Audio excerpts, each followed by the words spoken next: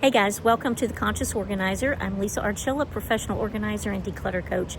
And today I'm just giving you a quick tip on how to begin to break the cycle of old habits so that you can create a new one. When we're trying to declutter, it's really just habits that we're trying to break. And so one of the best ways to begin to change a habit is just to understand what creates it. It's a cycle, it's a sequenced event. You have a trigger, then you have an automatic mental, emotional response to it based on your beliefs about the situation, which then is what you take action from, and that then is what you have an outcome from. And so if you want to change the outcome, you have to interrupt that sequenced cycle. And so as an example, say you walk in the house, you're tired from a long day at work, and you see piles of laundry. So that is a trigger.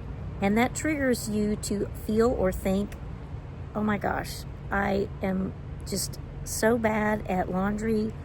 I hate seeing these piles. And you just get defeated. There's an emotion, or just the fact that I have to do this tonight. I don't want to do it, negative.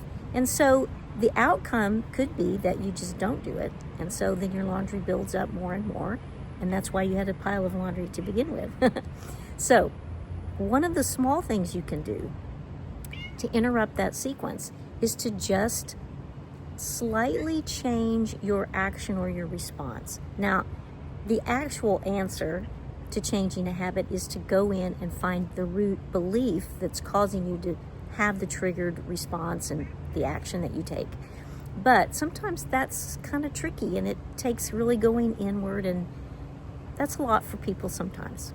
So one tiny thing you can do is, in this example, when you see the laundry, you're tired, that's your response, but maybe you just go to the laundry and pick out one load, like sort it and just make a separate pile of one load of laundry. You don't even have to wash it. But just the fact that you responded differently to that stimulus is the beginning of breaking the cycle and then being able to form a new habit. So it really doesn't matter what that step is that you take. It's just that you're doing something different. Micro steps are super powerful. So try that this week and see how it works. So thanks for watching. If you enjoyed this video, please like, subscribe, share it if you think it'll help somebody else. And I will see you on the next one.